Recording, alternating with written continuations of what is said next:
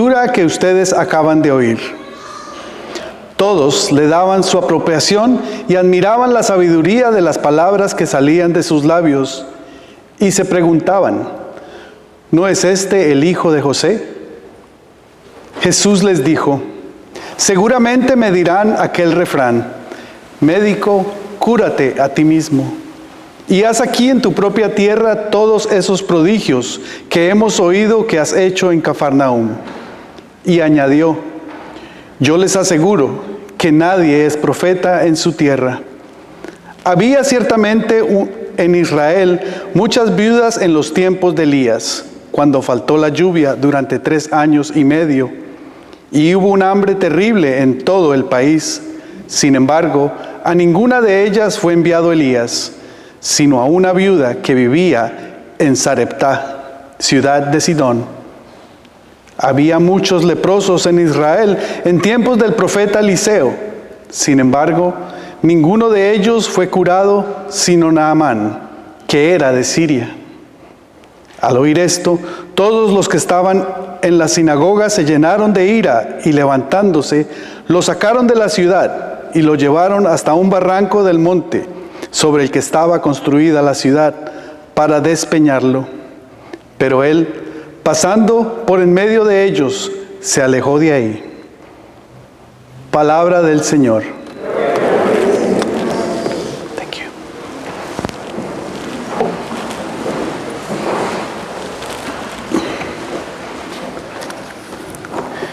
Hoy voy a empezar de atrás para adelante. Si se les hizo familiar el Evangelio, fue porque así culminamos el Evangelio la semana pasada, cuando Jesús recitó en frente de la sinagoga el Salmo de Isaías, y todos se admiraron. Pero el día de hoy vemos lo que sucedió inmediatamente después de eso.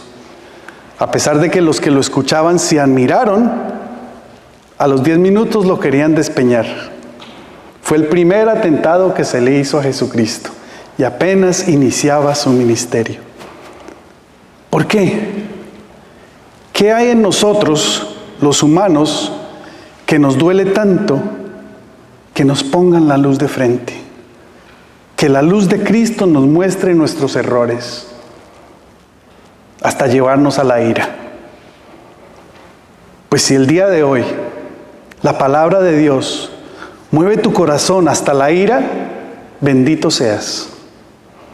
Porque Él no lo hace para humillarte, sino porque te ama y quiere lo mejor para ti. En la primera lectura escuchamos el profeta Jeremías. Está al inicio de su propio ministerio. Y el Señor le habla con estas palabras. Desde antes de formarte en el seno materno, te conozco. Desde antes de que nacieras, te consagré como profeta para las naciones. Esas palabras van dirigidas no solamente a Jeremías, sino a todos los profetas. Tú eres profeta. El día de tu bautismo fuiste hecho profeta. Y estas palabras son para ti. Desde antes de formarte en el seno materno, te conozco. El Señor te conocía desde el vientre de tu madre. Y desde ahí te consagró. Te apartó para Él. No importa qué está pasando en tu vida en este momento, Él tiene un plan divino. Un plan que se cumplirá sobre todo humano, sobre todo obstáculo. Ese plan de que tú seas feliz, eternamente se cumplirá. Así que, relájate. Él te conoce, conoce tus necesidades, conoce tus anhelos, conoce tus sueños, las metas que te has propuesto. Él mismo las puso ahí y no las pone para crear fricción en tu vida, sino para que junto con Él las logren cumplir, junto con Él. Tu esfuerzo no es suficiente. ¿Qué es un profeta? Un profeta no es aquel que adivina el futuro. Un profeta es aquel que puede escuchar la voz de Dios, descifrar lo que Dios te dice en este momento de tu vida, de los tiempos en los que vivimos o en los que estás pasando. Y tú has sido diseñado para eso desde el bautismo. Pero ¿cómo vas a descifrar lo que Dios te quiere decir si no lo escuchas? Primero hay que escuchar y luego descifrar. La semana pasada San Pablo nos comparaba a un cuerpo. Nos recordaba que todos somos parte de un cuerpo que se llama iglesia, con la cabeza Jesucristo. Y hoy continúa esa carta, primera carta a los Corintios. Primera carta insinúa que hubieron más cartas, no entendieron la primera vez. Tuvo que escribirles más cartas. San Pablo nos presenta un poema muy familiar. Así como lo que escuchó Jeremías, lo hemos visto en letreritos, lo hemos visto en cuadros. Este poema de San Pablo también lo hemos visto muy común, lo escuchamos en todos los matrimonios. Y qué bonito poema. Pero a veces somos tan familiarizados con ese pasaje y con este poema que nos pasa lo que le pasó a los de la sinagoga cuando Jesús les habló. Porque lo conocían. Era el hijo de José. Pero el día de hoy quiero que lo escuchemos con diferentes oídos. El amor del cual habla San Pablo es difícil comprenderlo porque en español y en inglés solo usamos una palabra para decir amor. Y no le hace justicia la traducción del griego al español o al inglés.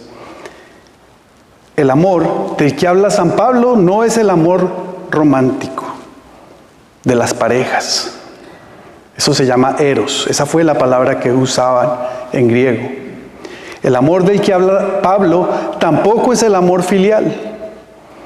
No es ese amor de familiares, de padre a hijo, de hijo a padre, de hermanos.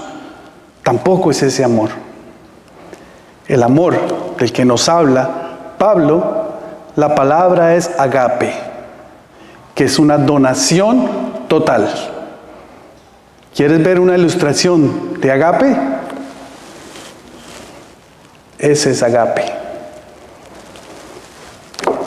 San Pablo nos describe 3 secciones en este poema. En el primero nos describe que la abundancia de los carismas sin amor no tiene sentido.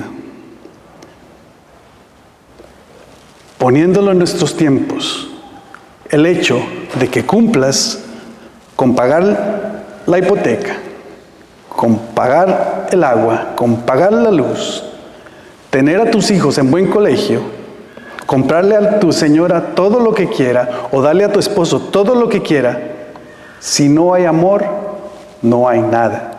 Amor, agape. No el eros, agape. San Pablo nos dice, voy a mostrarles el mejor camino de todos. Aunque yo hablara lenguas, si no tengo amor, no soy más que una campana o un platillo que aturde. Y así nos pasa a nosotros.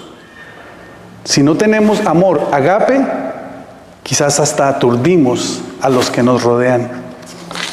Después San Pablo nos enseña las características del amor auténtico, aquel que nos demostró Jesús en la cruz.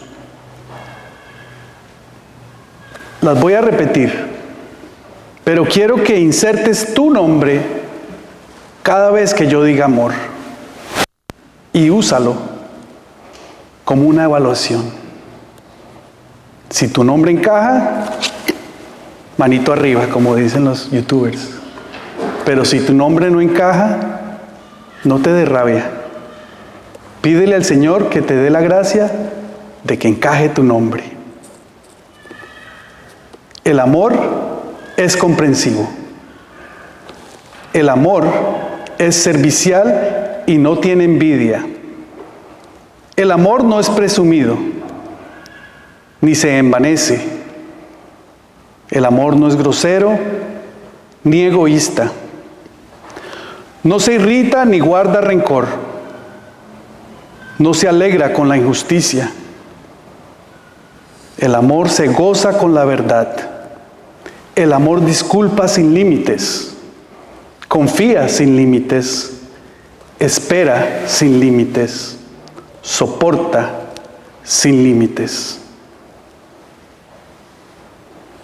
Mis hermanos y hermanas, nuestra meta como cristianos es llegar a esa plena unión con Dios y con el prójimo a través de ese amor, del agape. Ese amor que es compasivo y misericordioso, del cual San Pablo nos describe. Pero regreso a lo que les dije anteriormente. Nuestro esfuerzo es necesario, pero a la vez es inútil sin la gracia de Dios.